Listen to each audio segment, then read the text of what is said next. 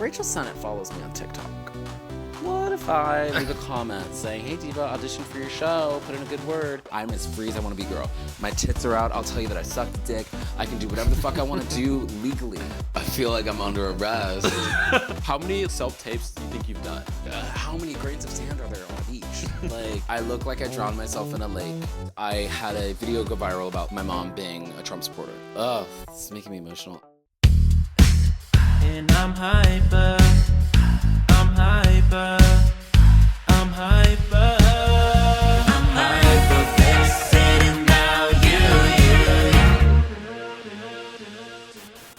He's an actor and a creator you may recognize from HBO's I Love LA. He's built a community on TikTok and Instagram through humor, honesty, and storytelling. He's unapologetically navigating Hollywood and the internet in real time. He's deeply thoughtful, expressive, and unafraid to show his full self on screen and online. Please welcome Horace Gold, everyone. Hi. Yes, what's up? Oh, hello. Thank you for what an intro. Hi, my everybody. God. Hi guys. What an intro. I'm so excited to have you here. Oh my God. The first question we always ask, what are you hyperfixating right now? What I am hyperfixating on right now is there's this YouTube channel called Extra Medium Stuff, and she plays these like random knowledge trivia games with like groups of 12 people, and you have to get an answer correct to move on to the next round. And I'll play along with the game, being like, I'm not an idiot. I'm not an idiot. And lately I've been getting to like the second to last round, but I never make it all the way to the end. But I am trying to offset my brain rot from being on the internet 14 hours a day. So random trivia knowledge games is my current fixation. I'm gonna have to try that out. It's really fun. Like, yeah. Well, for our first segment, it's called Hyperfixated on You. I'm gonna pull up some funny, chaotic, and just like really funny posts that you have. Okay. We print them out, we put them on a frame, Great. and I just want some more context. Okay, like, great. Behind some of them. Great. So I feel like let's start with probably the one that most people know. Okay. Recognizable. We have the I Love LA episode 3. Hey. Tell us about like I Love LA, like how was it like auditioning and just like the process behind this? Like how do you feel looking at this right here? I think that this particular screen grab is really funny because I'm going in the photo. But generally, this job in this scene was like the most fun I've ever had on set. I don't talk about the fact that I'm an actor a lot online. I just think it's kind of boring, no shade. But like the actor influencers really kind of irk me. So I don't brand myself as an actor, but like I've been working professionally in TV and film for the last 6 years. So it was pretty standard, like getting the audition. I was like, not gonna book it. Like that's just how it goes. You're just like, whatever, it's fine. And I was in a really weird spiral with acting, just because like when you self-tape all the fucking time, it's like it's a very demoralizing part of the industry because you're just like not experiencing an art form that is meant to be shared with others. You're experiencing it in isolation. You have a friend reading with you on Zoom. You're alone in your apartment. Like it's not really like acting. And so I got this tape. I was like, I'm not even gonna bust out my fancy camera. I'm gonna do this on my iPhone. I don't care. Yeah. I didn't think it was very good, my self-tape, to be completely honest. But I sent it nonetheless, and then I was like, Rachel Sennett follows me on TikTok. What if I leave a comment saying, hey Diva, audition for your show, put in a good word. I did that, got the pin the next day, booked it the day after that. So Whoa. I can't take full credit for this, for my work, because I do truly think that being on social media helped me book this job. But I don't give a fuck. I got it. It was great. It was fun. And I love the cast. Jordan, True, Odessa, Rachel. Everyone was so cool, so nice. We like are all buddies and Kiki, and like it's really cool. So I love this job. Bring me back for season 2, Rachel. You heard that here. Make it work. Bring him back. Make it work. Because we need to see more. Damien's wife died, and now he's gay. That's the storyline. Works for me. How many like self-tapes do you think you've done? Oh. Because I know how many grains of sand are there on a beach? Like, I couldn't possibly quantify. Wow. I have no idea. How much? Like, the limit does not exist, girl. Wow. Like, because I started acting while we were peak in self-tape season. So I've only ever auditioned theatrically on self-tape, and the majority of commercials I get are all so like thousands. Well, sure. I need to see you back for season 2. Me too. Please, We need to see him back. I want to see my him bank back. account. Series regular. I'm gonna say this into the series regular. All 12 episodes, girl. Do you hear me, Rachel? Also, she's the only one who doesn't follow me on Instagram. Well, we got to get that. Rachel, what do we Drives got to me do? nuts because then I tagged her on something and she commented. We DM'd. I'm like, girl, follow me. We've interacted in every other capacity of social media except for her just following me back on fucking Instagram. It pisses me off. Season 2, series regular. Season regular. All will be Please. right. All will be forgiven. If you cast me in season 2. She has to. Rachel, please. That's it. Well, for the second one, we have a podcast cover. Can we hide this? Because I'm bringing my podcast back, but one of my friends, Salorm, commented on my Instagram being like, Diva, I love you so much. She goes, this photo does look like an in memoriam photo. And I've not been able to see it the same ever since then. I look dead. I look like I drowned myself in a lake and my body was never exhumed. So I now haunt this lake. And it looks like this is the poster before my funeral. Like, it's really hard to look at. I love my podcast. I hate this photo. We're going to put that to the side. I'm not giving this to you, actually. We're going to burn that. We're going to burn it. We're going to burn that. Honestly, we all have to, have some lore and start somewhere, though. Somewhere. You know what I mean? My podcast, was this thing that sort of happened quickly because I had a video go viral about, my mom being a Trump supporter. And so people were like, get your mom on the podcast, let's do this. And so I'm, not sleeping, chain smoking, staying up all night, trying to, crush this podcast out. And I just, this is one of my acting headshots. Mm-hmm. And so I just put some text over it. And I love having a podcast. The work of filming and editing your own podcast is not, it's inhumane. I do need the governor to step in. Gavin Newsom, I'm talking to you directly. Literally. We truly need government funding because men do need more podcasts. And I was really overwhelmed by the amount of work it took, so I had to take a little sabbatical while I figured out the rest of my life. But we're filming mine tomorrow. Yes. And we're getting back into it. I love storytelling and I love listening to people's stories. I think I am too long-winded for short-form media sometimes. So I love a podcast, and I love what I've done with it thus far. But I'm ready to bring it back and with a different photo. 100%. Well, we have another one. Okay, hit me. So we have the episode with your dad, Roni Brooks. And you talked about in this episode a lot about having conservative parents. Yeah. And I know he got really, he was really open. He talked about Jim Crow, religion, and stuff like that. I was just wondering, how's that relationship now, and how do you feel about this video? I love it. Yeah. It's one of my favorite things I've ever made. I love my dad so much. It's making me emotional. This video is so important for me to make because I think that with particularly men, but most specifically Black gay men, there is this stigma that our fathers hate us or blah blah blah blah, all this shit that people sort of project. And I'm really close with my dad, and my dad and I are good friends, and we talk a lot, and I respect him, and I wouldn't be the man I am without the relationship I have with my dad, and I'm really grateful to that. I look like him. I act like him. We're very similar. And, I feel a lot of empathy for people who don't have that relationship with their dad and don't have that sort of image or model to follow, and I'm so informed by the man that my dad is.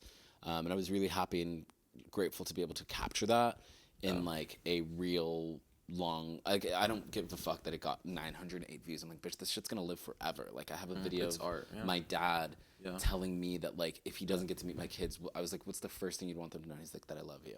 I was that's fucking magic.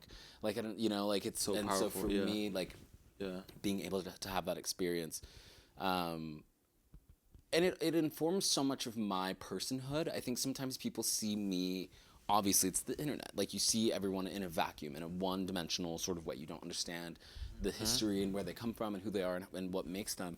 And so much of my worldview comes from having a man as my father who, was 15 years old when Jim Crow was repealed. So I had gotten into a little bit of smoke because I was saying that I don't particularly love James Baldwin books. And part of that is because I don't like consuming Black trauma media because my father was in Jim Crow. That's the history of it. That shit is my one generation above me. So like my dad having colored water fountains and having this like very like oppressive upbringing, and that's his story. I can just call my dad, girl. I don't really need to like read more. I know, because it's literally my direct lineage. I'm directly a descendant of Black American slaves. Like, and that's really important to me. And I say in this video, like I love embracing that I'm Black American, not African American. I'm specifically Black American because my ancestry is slavery, and being my enslaved ancestors' wildest dream. I'm as free as I want to be, girl. My tits are out. I'll tell you that I sucked a dick. I can do whatever the fuck I want to do legally. I am everything that they wanted me to be. I live as freely as they prayed I would be. And I'm so happy that my embracing of that is documented in this video, and like why I am as wild and kooky as I am, and it's because of like the lineage that I come from. So yeah, I love this video. I love my dad. I love this video. I just relate to you so much. I don't know, I just related to that, and I just love how like open you guys were and how like vulnerable you guys were, and how emotionally available you guys were as well. That's so important. Yeah, thank you for saying that, because you know my dad is a very private, stoic, Capricorn, only child man. Like he's the type of person where like you tap him and he like releases information like a well, but he's not someone to like offer information generally. And when I was trying to get him to do this video, I was telling him, I was like, you know, I think what helps me a lot online, because I am very open, very vulnerable online, I always think that I'm like, it's not really about me, you know, like I think that this, and like this moment is really like kind of proving, you know, the message I was trying to relay to him, that it's like, it's for other people to see, and it's for other people to know that it's possible. And like, as soon as I sort of pitched him that idea, and with that in mind, he was really open to it, because my dad is a man who like loves God and loves being of service and like loves helping people. And I think when it was framed to him, that I was like, I'm not trying to put you on the spot, I'm not trying to like make you uncomfortable, but like this could really help people. And he was like, okay, and like that was it. Well, we have another one. Oh God. You said that was the last one. Oh no, we have a couple more. Okay, period. I don't really know. I'm just gonna show you. Okay, go. Show I don't know how to like preface this. Rip off the Band-Aid. Are you sure? Yeah. Period. Oh, diva. Yeah. No introduction necessary. I was at the Honey Dijon show at the Palladium, and I love that photo. That's literally, I think, the greatest photo of me ever taken. That night was one of the best nights of my life. I love being gay. I love being gay.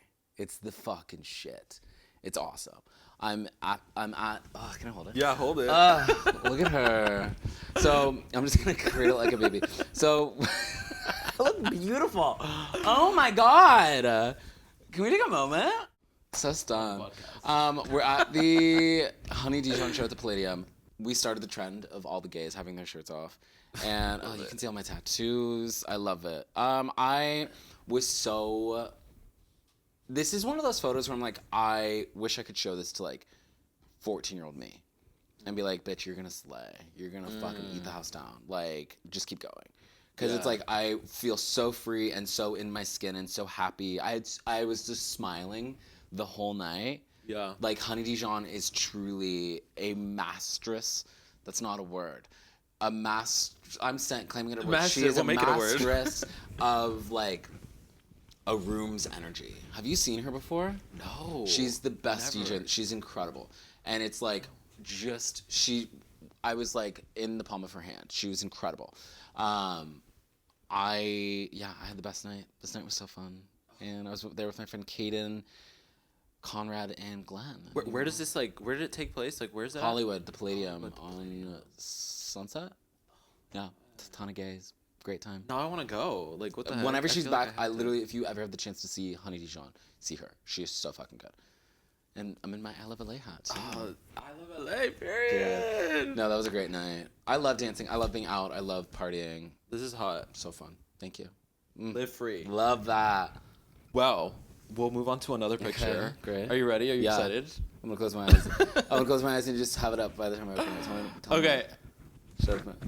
Oh, Odessa. Odessa. Yeah. We were looking at like some of the like pictures that you took with the cast, and we're like, how was it like being with them? Do you still keep up with them? Yeah. Yeah. Jordan like, and this is True are cute. both one of my close friends on Instagram. So the thing about Odessa and True is that we both have like real life mutual friends too. So like Odessa and I have a friend named Yeah. Jaina, and so we bonded because we were talking about Jaina's baby Billy, and she's the cutest little thing in the world. And so yeah, I mean it's cool because she's having her it girl moment like right now, which is crazy. Sweetest girl. I'm like they're just all so cool and so sweet. Yeah, and then they're from LA as well, so there's like other girls that I like knew who knew them. So it was like very much. I think like working with them was like very chill because I was like, oh, Very you chill, know, you know. Jack so and so and blah blah. got a blah, lot of all stuff. mutuals. Yeah, so it was Yeah. like really cool to just be like, you're from the Valley. That's so much. That's so much Yeah. easier. And you're like, yeah, you're friends with this person. This. Yeah. Right. Yeah. Okay, you're cool then. Yeah, it was like really chill and like staying up, doing a night shoot, you know, fucking smoking cigarettes and chilling and drinking Diet Coke until the wee hours of the morning in Eagle Rock, like. Super fucking like literally no notes. I loved them. I think she's really talented, and the whole cast I think is like so cool. I love that you guys just get to like, you know, sometimes you work with people and then other times you work with and you just have like so much fun. Well, and that's the vibe thing that was it really given. special about that Yeah. cast is that they very much embraced me. Like I was a co-star girl. That is like the lowest tier of it goes co-star, guest star, recurring guest star, series regular. Okay. I'm at the bottom of the totem pole. Fucking, I'm like, whatever. I'm chilling. I will eat lunch with the extras. Like, it's really not that deep. Like, I have worked a ton of different jobs. Like, it's not personal. If the series regulars don't want to hang out with, like, a day player. They were like, do you want to eat lunch with us? Do you want to, like, blah, blah, here, have a cigarette. Here, do like, all this, like, just so kind and, like, welcoming and, like, made me feel... Because I had 2 days with them, too. And so, like, even on day one, it was, like, super cool, super chill. And just being able to like not feel left out, and they made such an effort to like make me feel wanted and included and like welcomed, and I'm writing in the trailer with them, and like I ended up working with Rachel on like a different project, and she was like just as like like just really cool, just like super Embracive. cool. So I love that cast. They're all super chill people, and I'm very happy for Odessa's success because that girl's talented and so Killing it, I stunning. know. I want her face everywhere. Me too. Marty looks good. Supreme was so she killed Done. it. Like, They think it's a wig. I'm like, that whole. I can tell y'all it's not. I've seen it up close. It's Why do okay. people think that? Because it's what happens to every beautiful woman in the world. They're like, how can we pick apart this woman? I hate that. Where are her flaws? How can I like hate that character shit. assassinate this woman? No, she's just a beautiful girl who's talented and successful. They just can't handle Suck that. a dick. Which is crazy. Yeah, I'm like, truly. Y'all always just want to find a flaw. Yeah. For what? For what? Like, for why? Ugh. Yeah, silly times. Well, we got another one. Rachel. This one is your 2026 Yeah. in and out. Yeah. And we got to get into it. Let's get into Okay. it. Let's read your or do you want to read your ends? No, read them. I'll read your ends. Stand by everyone. Gay guys. Yeah. Do we need an explanation? Yeah. No. Run that shit. Instagram. Love Instagram. So I what's feel up like with Instagram Instagram? had a really bad reputation for a long time, and it still kind of does. People are Okay. like, oh my god, posting on Instagram is like so blah, blah, blah. Instagram's kind of sick. And the thing about it is like a content creator, like low key, Instagram is still the *1 app. Like it is still the most like important. Like Right. following someone on TikTok, like you could have the most obscure mutuals on TikTok where you're like, Lizzo follows me on, fucking TikTok. That's crazy. Or like Phineas follows me on TikTok. Crazy. If Phineas followed you on Instagram, that's a very different level of social cachet. I agree. It's a very different level of clout. I agree. And that is why I'm like, Instagram actually is really cool still. And like, I've had a lot of growth on Instagram this year. I was one of the creators who like had a bigger following on TikTok as opposed to Instagram. And so when the TikTok ban happened, I was like, I don't have a job. I'm actually... That's how I was like, feeling it was too. crazy. And so I started posting on Instagram last year. I had like 8,000 followers. I have like 51,000 followers now Hell yeah. on Instagram, which is crazy. And like that Yeah. growth in a year is like, it was wild. And so like experiencing like virality on Instagram, I was like, wait, this app is actually kind of sick. Like this is where like I've had so many wild interactions on Instagram where I'm like, SZA commented on my Instagram, Sarah Silverman followed me on Instagram. Like, what the fuck? Like, this is real celebrities are on Instagram, in a way that I'm like, oh, it's actually like really chic to be like on Instagram, in my opinion. I'm with you. Yeah. I also think like the DMs on Instagram are like, I feel like people actually read them. Yes. I feel like on other apps, no. No. No one's gonna read your TikTok DM. No, and also one thing that I do appreciate about Instagram opposed to TikTok, and this is so stupid, and this is like inside the baseball field. I promise it's so stupid.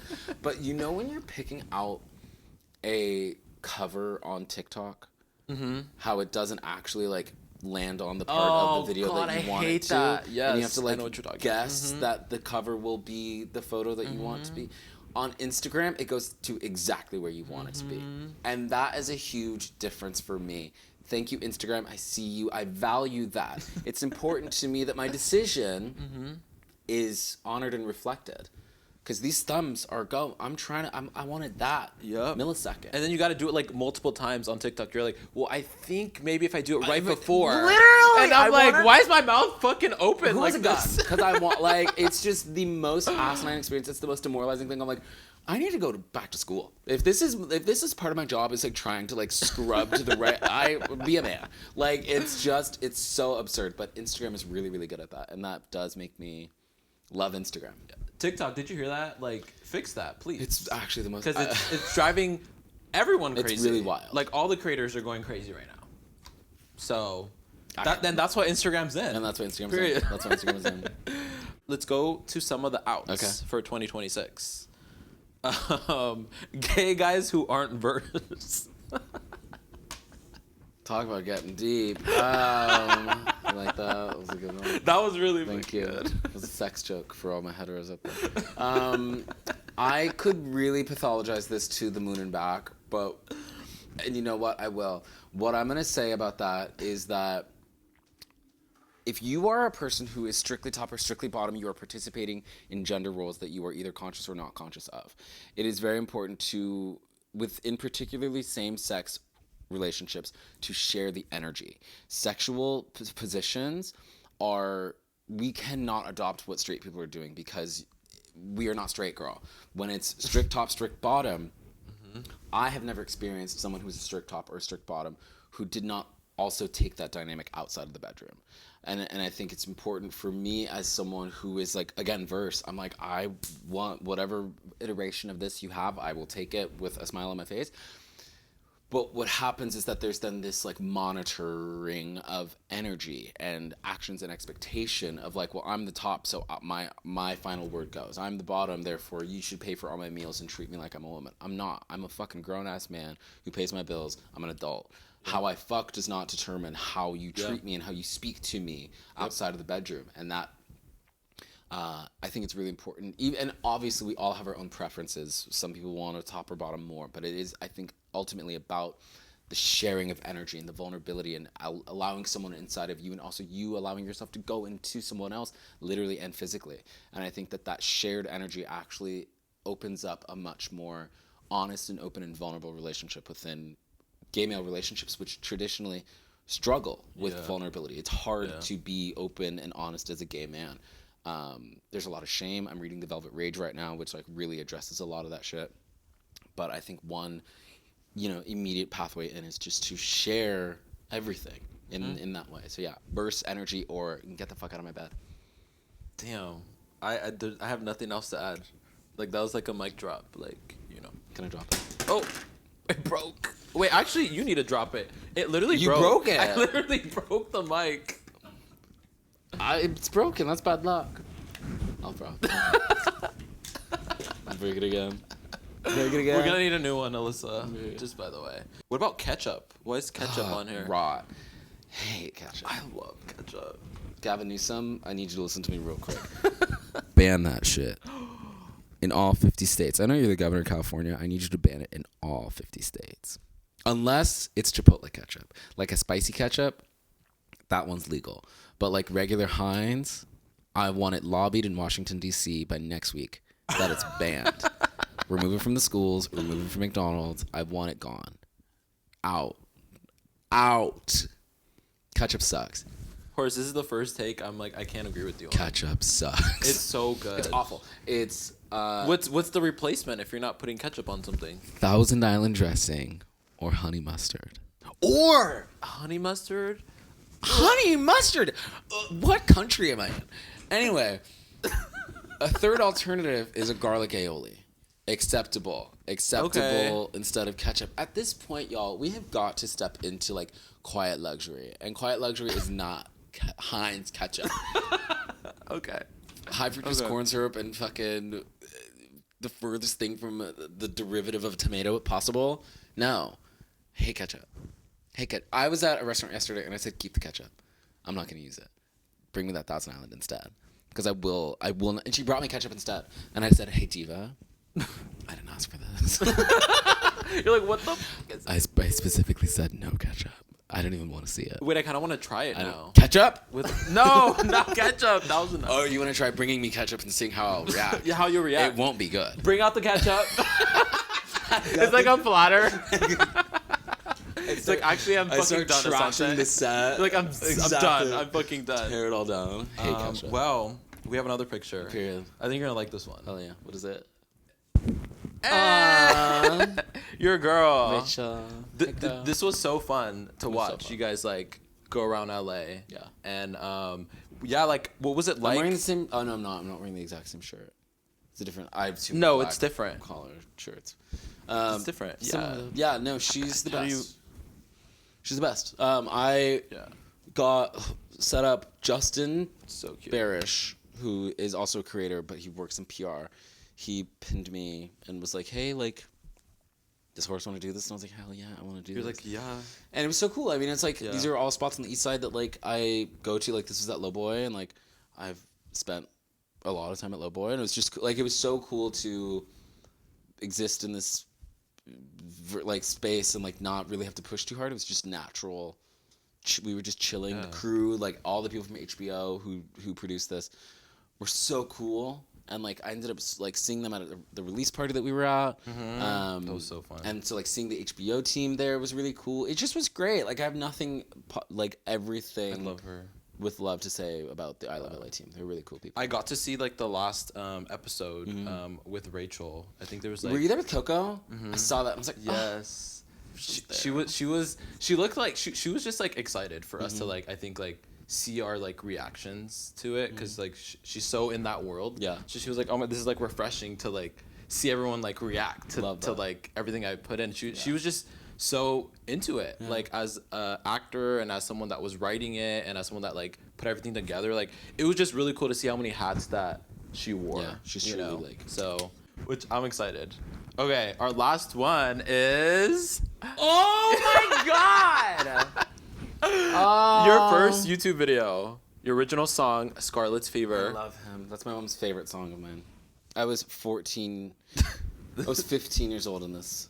Whoa. This is in my parents' house. 2009. Yeah. Do you remember this? I'll never forget this. I was 15 and I had written this song called Scarlet's Fever because a girl at my high school named Sophie Now was in a band called Scarlet Something, and I was like, Sophie, I'm stealing that. And so I wrote Scarlet's Fever about no one. I just was like writing songs. And So young. this song is on. I was a freshman in high school. Whoa. And I performed this song at our. This is so sweet. I performed this at our. We had a morning meeting every morning at our school, and so people would get up and sing songs or read a poem or blah blah blah, and I performed my song, and it's on Spotify. It's out. I like ended up producing it like all these years later. It's fucking amazing. I Yup. listened back to that shit, and I'm like, I wrote this at 14 years old. It's a masterpiece. It's a triumph. It's a beautiful song. I'm so proud of that kid. And honestly, like, can you show me the slut photo? Let's see. Oh my god, we have to put him like. Because, like, this is exactly on. who I'm talking about. Like Like, want, oh my- I wish he could see him. Aw. Because I love both of them so much. And he would be at so much ease because this kid was so serious. I was such a serious child. Could not crack a joke to save my life. Like, I just was, like, so scared. And so, like, angry. And I wish he would have been so much more at ease if he knew that he existed. And, like, I just love both of them so much. I am both of them. I, like, mwah, mwah, mwah. Like, What do you think like he would have said to him? thank God. Thank God. Yeah. You're hot, you're gay, you're not in the church anymore. You suck dick whenever you want to. Thank God. Truly. Yeah. Like, and then he is so grateful for this kid because this kid wrote beautiful songs as a child. songs, And it's yeah. like crazy to be like, that I like still try and channel so much of like his taste. Like I go back and listen to like a lot of that stuff and I'm like, Diva was on it. Like I was listening to bangers as a Yeah. kid and so much of this taste has like was really found at this time and I'm still so much of this person and I try so hard to like embrace this and I love them both so much. Look at that. And I feel like so much of like your like when you get older too, like Can I keep these? of course, yeah. Who else would? Me, you come home and you come here just like you're plastered over. Like, oh, What's that material on the there's some substance on top of this photo. It's a cum joke. Sorry guys, this is a cum joke. I needed more coffee to really make the delivery go through. The joke was that I was going to come back to Asante's apartment and he was going to have masturbated on the photos. That was the bit, but I just didn't do it that well. Just to make sure that was all clear. Should we move on? yes. Everyone I got think it? this is perfect to move on. Okay, great. Yeah, you can keep I'm them. going to go to the bathroom really quickly. I'll be right Okay, back. we'll be back. Now we're moving on to Vinyl Hot Takes, where there's some random topics, and me and Horace are gonna give you our thoughts.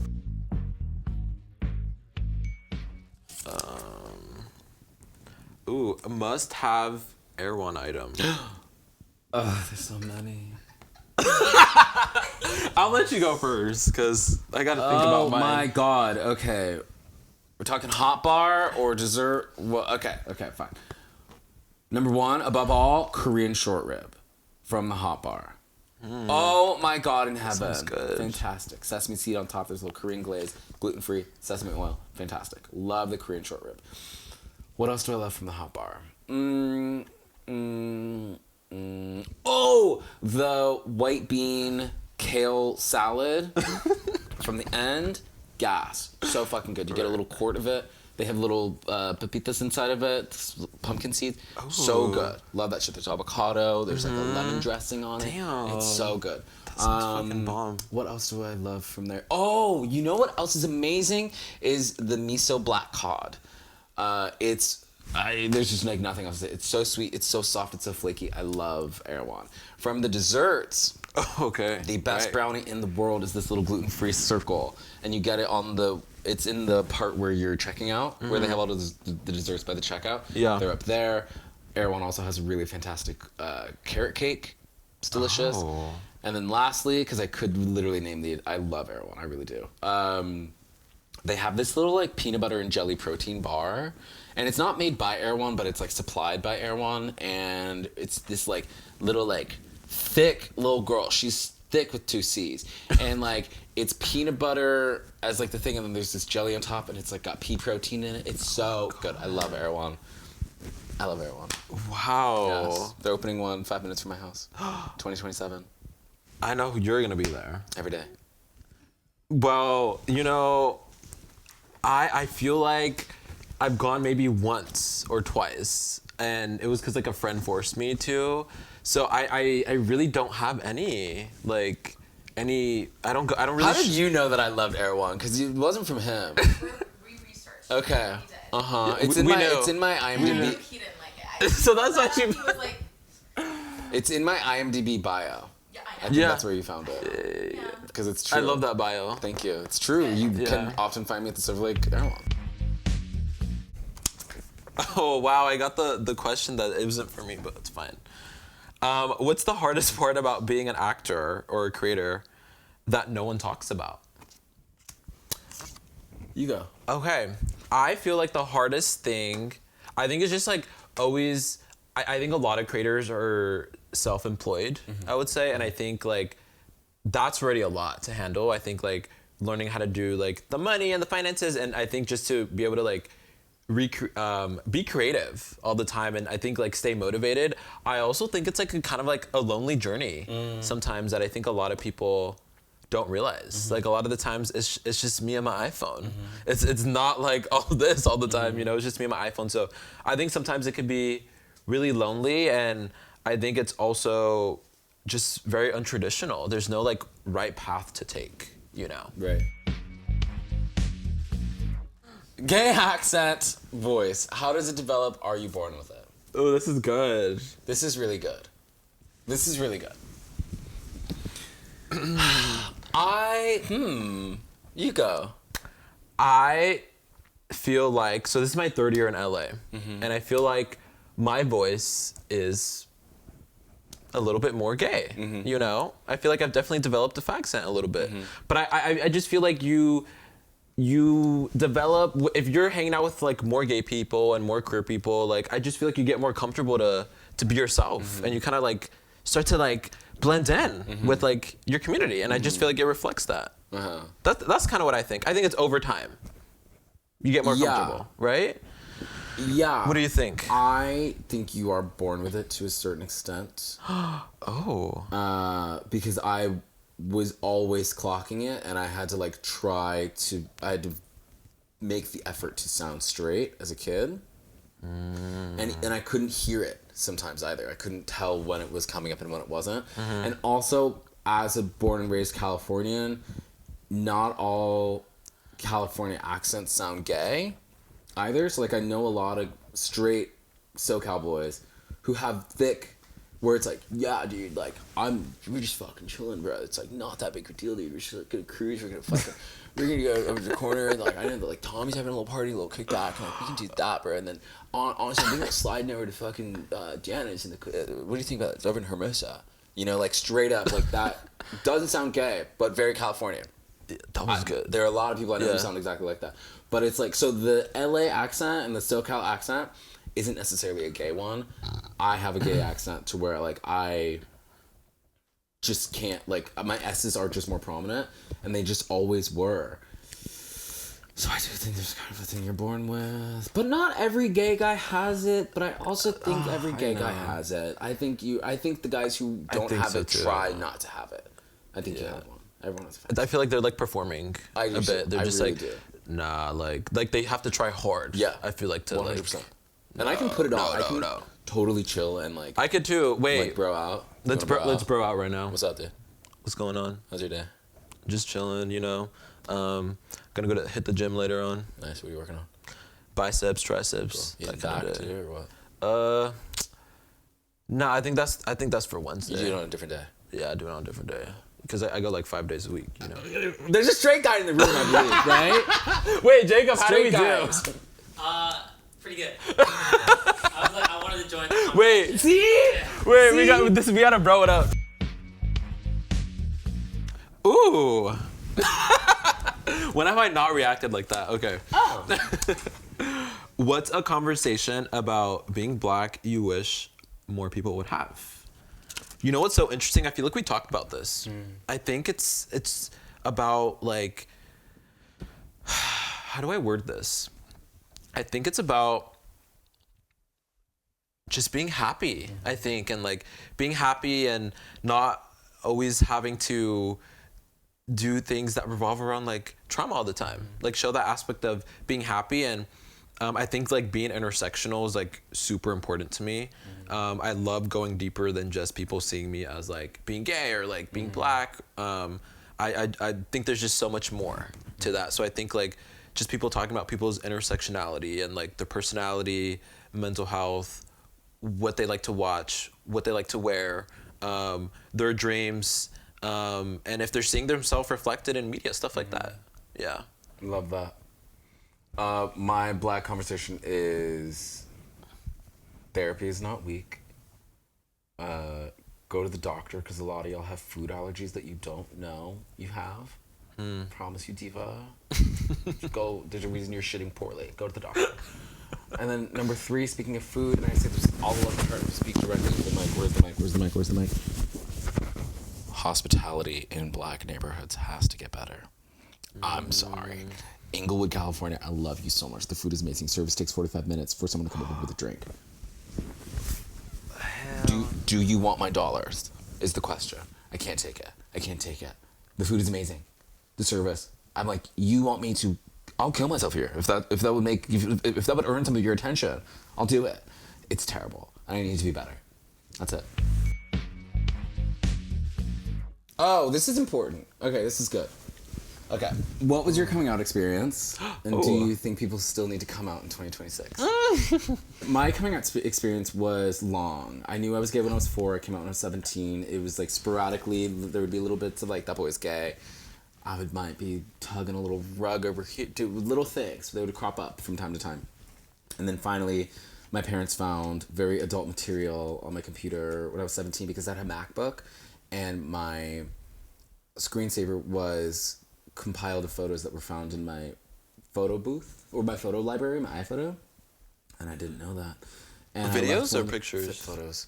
And one day I left to go hang out with my friends in Redondo Beach, and my mom comes and picks me up because I didn't have a license. And I come home and my computer's in the living room. With the Swirling around. the screen open? Screen open. Heart open. Diary open. Hole open. Everything's Oh open. my god. Everything's open. Everything's And open. Everything's open. And my dad goes, "Who are these men?" And I go, "I don't know, Dad. They're porn stars." And he goes, "Well, explain yourself." And I go, "I'm gay." And he goes, "Oh, well, you could have just said that." And I was like, "Could I? Could I have just said that?" Are you sure? Yeah. Wow. And I've been out ever since then. Do I think people still need to come out in 2026? Yes. I don't think anyone is owed coming out except for the younger community, the younger generation. I think it is important for people to see that it's possible to be gay out loud without the potential. I want to be gay without ambiguity. I want to know that I'm successful and loved and worthy without the ambiguity, without the benefit of the doubt. I don't want people to be like, is he? No, I am. And I'm still masculine and athletic and happy and free and loved by I'm still alive and I'm gay. I don't want that like potential avoidance of that to be why someone who's bigoted is comfortable viewing me. I want to clear out any reason for you to not fuck with me and put it all on the table so that the younger boys who are watching me can say like, hey, Horace is really cool. He's doing it. He's successful. He's free, and he's gay. So yeah, come the fuck out. Your turn. We still need it, obviously. I think especially too, like in this political climate with like the trash administration and just the censoring of media and the LGBT community, like yeah, like we still need people to be bold and be out there. And my coming out experience was I just kind of told my mom, like I have a really close relationship with her. Sophomore year in high school, I just told her, hey, like I think I originally came out as bisexual. And then No shade to bisexuals. We all did. It's a shared experience. Canon. Yeah. And then I think like a year later I was like, actually I'm just gay. Like, you know, but I thought that it would soften the blow, you know? I think like a lot Something of people got blown think for sure. I'll tell you that, man. And then I told my dad, which I still feel really guilty about this. I told my dad like 9 months later because he was my coach. We had a really like complicated relationship. So I do feel guilty about that, but I'm just happy that I told him. Ooh, yes, I'm so happy. Okay. Heated rivalry. Why was it successful? Honest thoughts. And what could be improved for season 2? Oof. Why was it successful? Queer joy. The guys were hot. Maybe you went in for the sex, but then you stayed for the really like intimate and emotionally available relationship. I love the show. I'm obsessed with them. The boys are everywhere, plastered everywhere, as they should be. Love Hudson. Love Connor. And what could be improved for season 2? I just think they just gotta. I don't know if there's really like improvement for my eyes. I think that I hope they just like do what they did for season 1 and follow the book. And yeah, I don't know. I think they just continue what you're doing. Sometimes you don't need to improve. You just got to continue. Yeah. I think it was successful because of, queer joy. I think my biggest takeaway was that I was so happy to see queer media that didn't have us getting sucker punched emotionally or physically. Like I got to just be happy. I got to just be turned on and it not feel like shameful either. I don't think that it was shame based. I think it was like, I think there was fear of it all, but it wasn't like, I wasn't shamed as the viewer, which sometimes queer media can do. And so I think that it felt very free in that sense.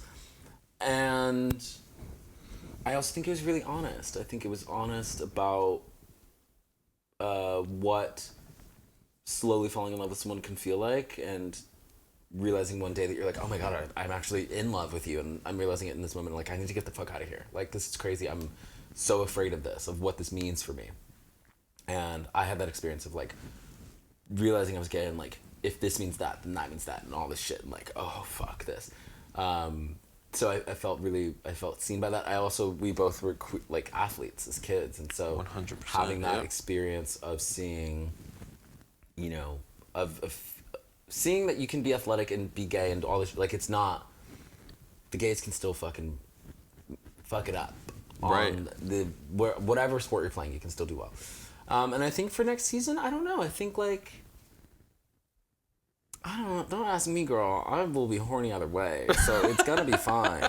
It's going to be fine. But, you know, I think just don't break our trust. Yeah. Last week, say that. Yeah. I love that show.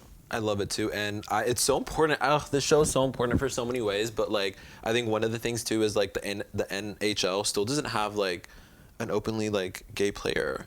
So this is like, it's fantasy world, but I feel like it's gonna have a real impact, and I think hopefully soon, like a player it'll just be normalized. Yeah. It shouldn't have to be like a Scott and like Hunter episode, you know? Even though I love that. Oh, I love that one too. I screamed with my TV. I really did. It was so good. It was so good. Well, this brings us to our last segment coming up. We've laughed, we played games, and now it's time to slow it down. Under the disco ball, nothing is off limits. This is Disco Confessions. I feel like I'm under arrest. And I did it. I did whatever it is. I did do it. I did do it. Well, Horace. Hey. Do you think I'm like, what do you want? What? Huh? Who's asking? We're gonna investigate you right now. God. Wait, that's crazy. Do you think the internet actually wants honesty from creators, or just palatable opinions? That's a good question. I think the internet wants that. I don't think the internet can always handle that. And I don't think that the internet always rewards that. But I think, yes. I think people, yeah. I think so. I'm sticking to it. If you could swap lives with one celebrity for a day, who would it be? And why? I'm going to go with Jennifer Lawrence. Ooh. She's so rich. She's so hot. She's so funny. And I think she's in a really cool place with her career now, where she has survived all of the, like, hate train. That she is in a place of, like, supreme self-acceptance. And she doesn't need people's validation from her. And she can come back to her work and do her work and be herself without being concerned whether or not it's going to tank her career or not. She's, like, survived that already. And also, she made the fucking Hunger Games. Like, that's my girl forever. Love her. One thing that you talked about on social media, and I was really happy, was your sobriety. 6 years, right? How do you kind of navigate that? Like in LA, I feel like it's so crazy, and there's just a lot going on. It's funny LA is actually a really sober city. It's a very, like, non-alcoholic friendly kind of place. There's a lot of, like, AA meetings and blah, blah, blah. There's a lot of just sobriety in LA. Same with New York. LA and New York are both really, really sober cities. So I am so grateful to have community and, like, spiritual practices to, like, actually have a place to, like, talk about this shit. Because I could not have done this alone. I would have been, like, smoking really bad weed and doing shitty lines of cocaine alone on my computer. If you can cut that, but it's the truth. If I was not, like, in community with people. So I'm super glad to be sober. And it's the most important thing. I would not have jack shit in my life if I wasn't a little sober Sally. Period. Love it. I'm very single. So what do I need to change about myself? Nothing. To get a boyfriend. Nothing. In LA. Help me. No, I mean, He's like, actually, this, I'm going to send you a list after. No, I'm just no, kidding. I think the thing about dating is I'm a very big believer in this for all gays, all people, but I'm talking to the gays. Mm-hmm. Be cognizant of not trying to get a boyfriend. Mm-hmm. Because you could walk outside right now and get a boyfriend. Mm-hmm. You might not like that man, you might not respect that man, you might not want to fuck that man. Right. But you could get a boyfriend if you wanted to. You're an attractive young guy. You totally could. Thank you. But what it's about is actually knowing enough of yourself to know what you will and will not compromise to. And especially being that you haven't even entered your Saturn return yet, baby. Like, you are a child. Like, you are so far ahead of where you're going to be in your life. You're 24. Like, you don't trip on that because, like, there's so much development that is still coming astrologically, mentally, cerebrally. Like, there's so much growth that is ahead of you that I wouldn't be too concerned with trying to, like... Because the thing that can really suck is, like, you might find a guy who's really great right now, Right. and y'all both might change into completely different people. And you might be trying to fight to stay the same instead of, like, potentially growing in the same direction. Yeah. So if you meet someone organically and it's great, awesome, fantastic. But I Right. think right now, like, really build your friendships and hook up. Practice sex. Learn your relationship with your sexuality and your intimacy.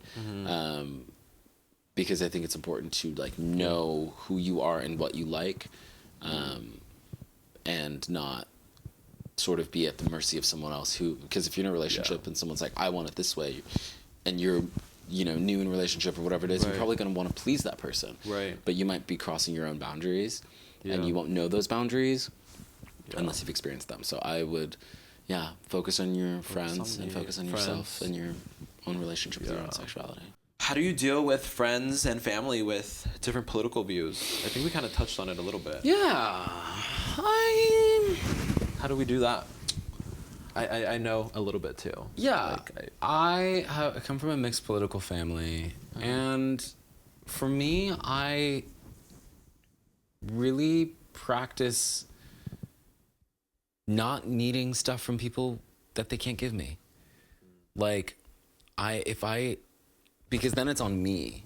Yeah. If I walk into an environment that I know is not going to yield the results that I'm desperate for, but I know that I'm walking into a bank asking them for oranges. It's like, Diva, the farmer's market's around the corner. Go there. Right. They can give you cash. They can give you a cashier's check. They can give you a pen, maybe. But if you need fresh produce, you're in the wrong place. And I've had to really apply that to my relationships with my family. And what I will be honest about is that requires an incredible amount of self-regulation and the ability to hold that weight is really strenuous and difficult. And I would be lying if I didn't say that there were times that, like, I'd be like, what the fuck is going on? What do you mean? You're a black right. Trump supporter. What are we talking about? It's like, of course I crash out on that. But resuming the love of, you know, and understanding that my parents are like multidimensional people, I do that. That is a lot of labor that I do not give to other people. I do not give that to multiple groups of people. It's my parents, one of my sisters, that's it. That is a self-preservation tool. That, no, I'm not gonna do that with more than 3 people in my entire life. The rest of you can fuck off. Fuck yeah. Sorry. Y'all are idiots. I'm not sorry. I don't give a fuck. Wrapping up the interview, what are some of your dream roles and, like, your goals, like, that you see for yourself in the Okay, future? we're all that. manifesting. There's not a monitoring spirit anywhere in the world right now. Okay, we're all gonna close our eyes. I want to play Stevie Wonder in a movie. That is my dream role. My dream is to play Stevie Wonder singing on the piano. I'm doing all the live vocals, telling the story of Stevie Wonder in a movie. Thank you. You can open your eyes again. Thank you. Other than that, I just want to do a lot of comedy and have fun and be free. And I want to write. And I'm working on a novel, and I hope that the novel turns into a script. And then I'm doing just a bunch of shit. I'm getting back into making music, and Everything. I want to be as free as I want to be as an artist. No holds barred. And do everything. Go everywhere. Be everything all at once. And season 2 of I Love LA. Rachel Sennett, I'm going to say this shit yet the fuck again. Season 2 of I Love LA. Damien. So picture this. Exterior. Cafe in Silver Lake. This guy walks out. He goes, ka ka ka ka ka ka ka ka. And I go, Damien, weren't you the straight guy from last season? I go, she died, and now I'm back in your life. And that's my first season. I think That is a good fucking storyline. I think that's how it goes. She died. I Love LA. That's the best pitch. Come on Rachel. now. Rachel, writer's room. Now. She died. Oh my god. That's it.